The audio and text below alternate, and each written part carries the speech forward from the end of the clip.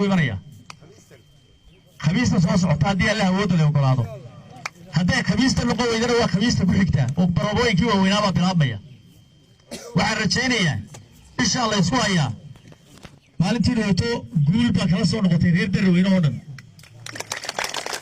guul baa kala soo noqotay maanta laakiin hore uga shuga shabaan arkaya halkan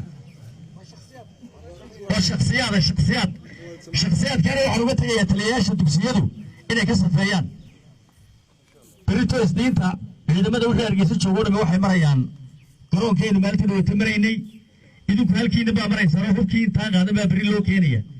khamiista soo socota waxaynu maraynaa inagoo gaashaaban oo dhammaystiran oo nin waliba qorigiisa iyo garkiisiisto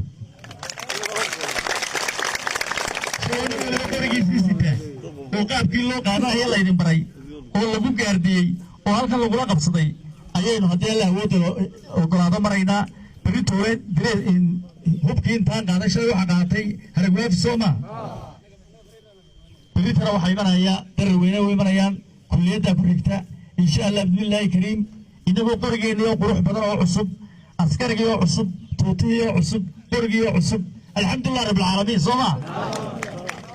inagoo arkaa marayna 8 May maalinta qarannimada jamhuuriyadda Soomaaliland oo cadawgeedii badan yahay waxaynu maraynaa inagoo gacanta bidixdana isku difaacayna taamiligtana ku marayna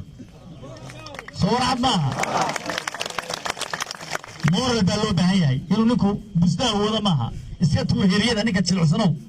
oo adkayso waxaynu u diyaar garoobaynaa haddii Allah awood leh ogolaado inaynu u diyaar garowno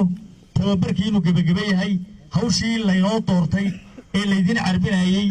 ee halkan u soo gasheen inay gabagaba tahay oo loo socdo halkii aynu ku tala